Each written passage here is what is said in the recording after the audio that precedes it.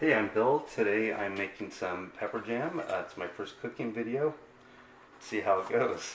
I've got 4 jalapenos. You can use 3 to 6. I've got 3 bell peppers, 1.75 ounces of pectin, 1 cup of apple cider vinegar, and 5 cups of sugar. So I learned the hard way. Always wear gloves when chopping jalapenos.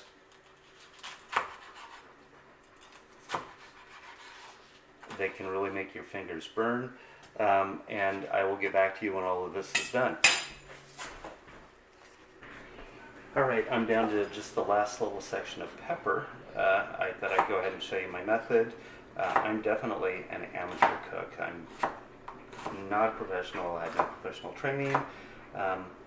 I'll tell you, recently we upgraded our set of knives from the set of knives we bought when we first got together, and I believe we bought them at Kmart or someplace like that.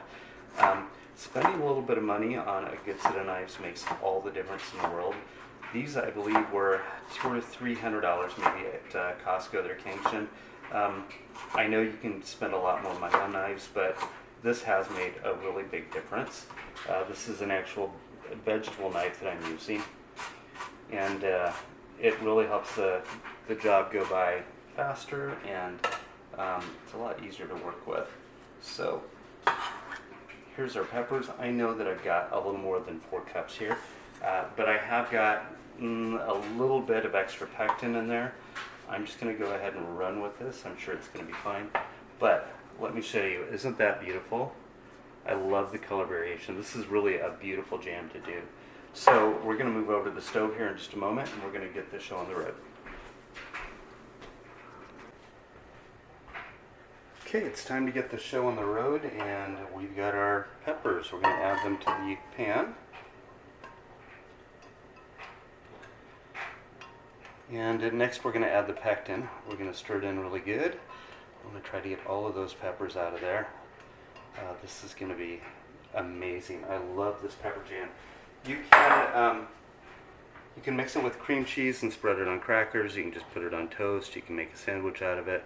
Whatever you want. I've got a friend named Shane who is always asking for this stuff, and you know, it's fun to do things for people. So we've got our pectin added. I'm going to turn the heat on to about medium. I'm going to add my 1 cup of apple cider vinegar. We're going to bring this up to a boil and then start adding the sugar. So, spent a lot of time in Montana when I was a kid. My dad moved us there when I was 11, and I was there till I was 23. And for most of the time that we lived there, we lived out in the country. And so if I wanted something sweet to eat, or, you know, a goodie or whatever, I couldn't just walk down the street and go to the corner store, 7-Eleven or whatever. I had to make it myself. And when I was 13, my mom worked on an egg ranch, and she would bring home like 5 dozen eggs at a time. And I would open the cookbook, and I would make chiffon cakes and angel food cakes and whatever, you know, just so that I would have a little something sweet to eat, and also it was kind of fun to do, you know. Anyway, so that's how I got my start in my interest in cooking. Now I just, cook for my family. But my inspirations have been my mom, of course. She cooked for 5 kids and a husband growing up. And then these days with YouTube, Chef John has been a huge inspiration for me. He makes everything easy, it seems like. So this recipe I happened to get off of Pinterest. And so I've been doing this pepper jam for probably about 3 or 4 years. And it's really fun. So I'm going to go ahead and stop the video until this comes to a boil and we can start adding sugar, because frankly I don't know what else to say while this is going on. So here we go.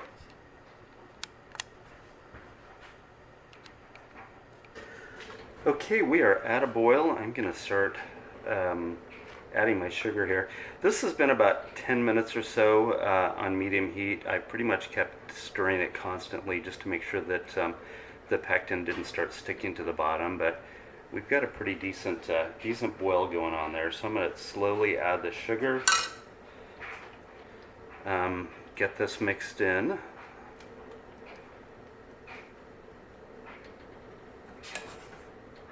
We want it to completely dissolve. I've tried this with organic sugar from Costco, which isn't quite as fine of a grind of sugar as this, and I think it works best just to do regular sugar, or perhaps baker's sugar.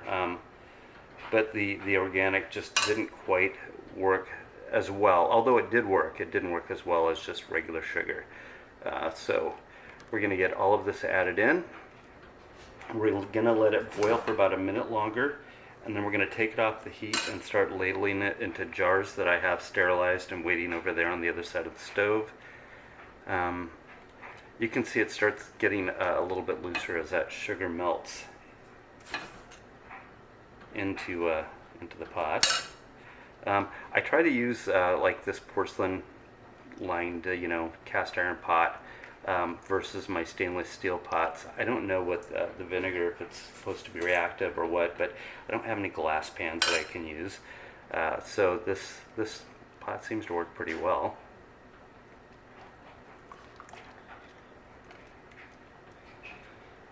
So we're getting there.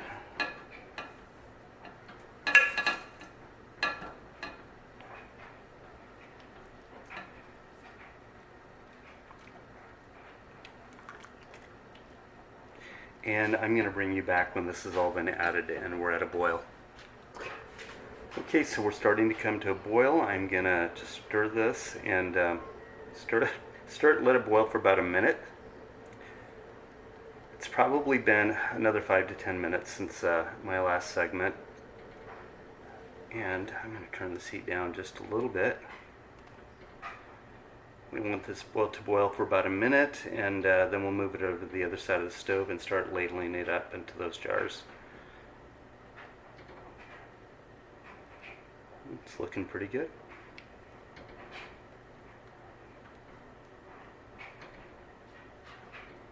I don't want it to stick to the sides or the bottom, so I'm keeping it going as much as I can. It is definitely boiling. You can really smell the apple cider vinegar in it. It smells very, very good, and this stuff tastes amazing.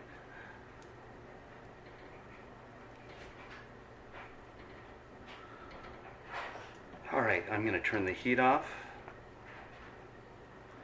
and I'm going to slide this to the other side of the stove and move the camera. Okay, it's time to start ladling this up into some jars. Got the paper towel down just to catch the drips that may come up. And try to get this as close as possible. This stuff is going to be really, really runny, but it will thicken up very nicely. A little bit more.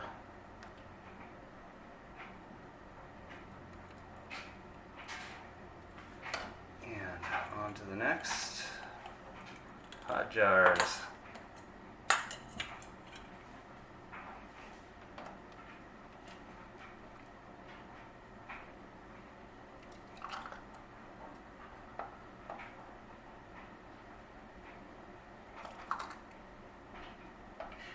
It's handy to have tools like this funnel around for canning. I don't do a lot of canning, but I do like to make this jam.